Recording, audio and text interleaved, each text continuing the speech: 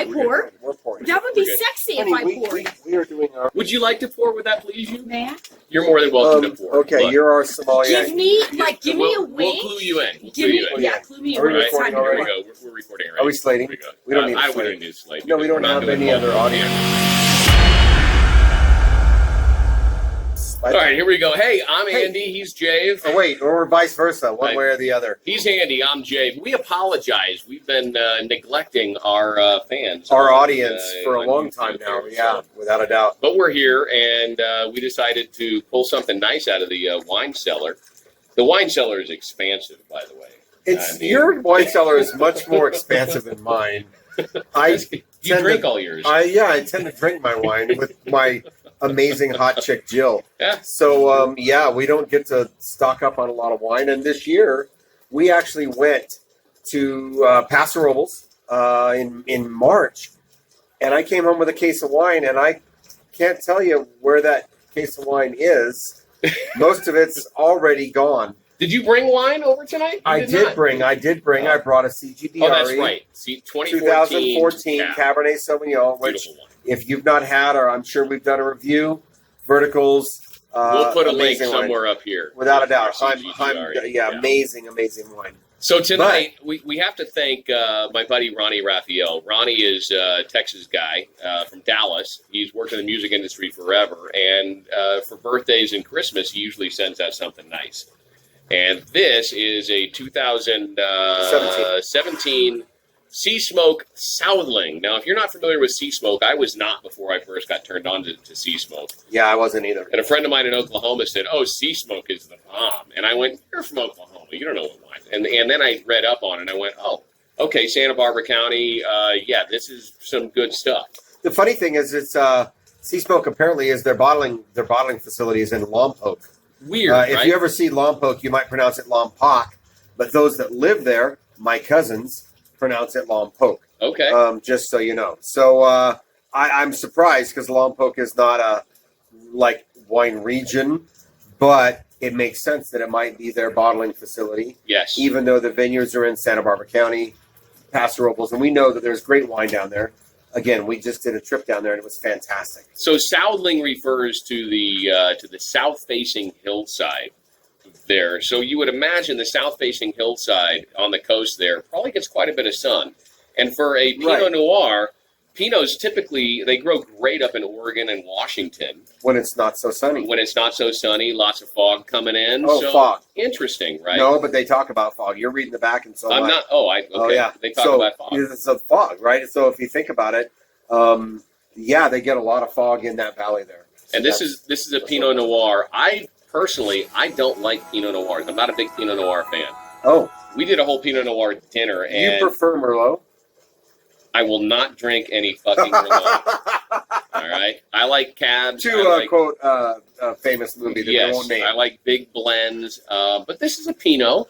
It's a nice bottle of wine. Retail on this is about $100. Yep. So we figured we would review it for you, Andy. I'm sorry, Jill. We have our built-in sommelier Hot over chick here. Jill is our sommelier tonight. Jill, will you please gonna throw pour us the wine. a pour, and don't pour an Andy pour because we'll never be able to drink all of it. We just want to sip it and give some thoughts and comparisons on our ideas here. Okay, and save some for the hot chicks. Yes, and right, we want to do that. The reason I don't usually care for Pinots is twofold. Number one, they're a little peppery for me by and large, and number two, they're not that deep, inky color that I look for in a nice, beautiful red wine. Right? No, I mean this is it's a fairly light and bright looking wine. Yeah.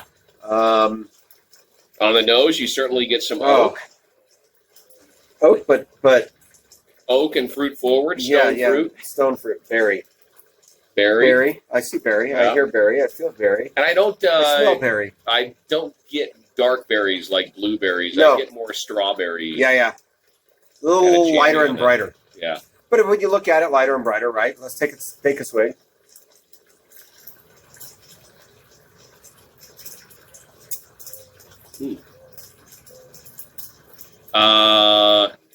Okay. Pretty good mouthfeel. And what I mean by mouthfeel is, how does the side of your tongue feel when you take a sip of wine? Does it all of a sudden get active and start going like, whoa, whoa, whoa? When you talk about tannins, you're talking about the bitterness on the back after you swallow, right? But the mouthfeel on this is pretty good. The mouth is going a little nutso right now. It's not syrupy. It's No. not syrupy.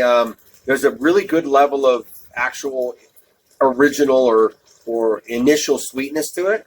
Yeah. Again, light bodied, light to medium body. But when you talk about not a whole lot of tannic structure, that it doesn't dry out your mouth, but there's an acidity to it that I like. The tongue, when you talk about the mouth waking up, there's a tingle. Yeah. And I like that. I like that. Yeah, it's well balanced, I would say. Heim would call that balance. Yeah. Heim would call that balance. And that's the key, right? Ultimately, with any wine, aren't we looking for that? We're looking for balance. You're looking for, number one, is there depth to it? Are there layers of flavor, much like good food with good wine? Yeah. You have an experience when you first drink it, and then as it lingers, and then, of course, when you're done, how does that finish? And this finishes fairly quickly now that I think about it. It does. There's a bit of that grapefruit tartness, that citrusy tartness at the end of the finish there. This would not stand up well, in my opinion, to ribs or a nice steak. A big steak, no. If you did salmon or maybe some sea bass. Hey, Jave. Depending upon the attitude of the sea bass. Yeah, we could have been, if he's an angry sea bass, you might want to go with maybe with a really heavy a nice Chardonnay. Pork chop. A pork chop. This Pork would be chop really good this with. would be perfect.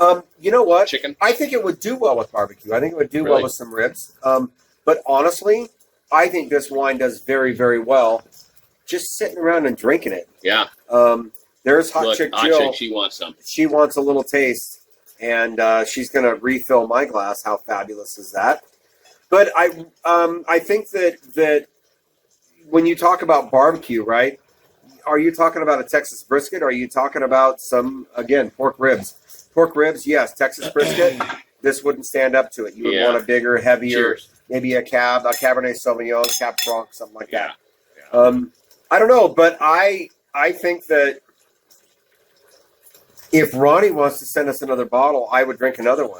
You know what? Yeah, just to make sure we didn't like it the first time. Right. We Yeah, did Ronnie. like it the first time. Thank you, Ronnie Raphael. We appreciate it, man. Thank you very much. And I'm curious to know, when we take a look at some of our video analytics, it appears that tequila reviews do pretty well. Obviously, you guys dig our music reviews. Cooking reviews, when we do stuff like that, do very, very well. Do you like the wine reviews? If you dig them, great. Share them with a friend. Hit the subscribe button. If you don't dig them, that's cool too. Chances are you already tuned out, or maybe you haven't even tuned in.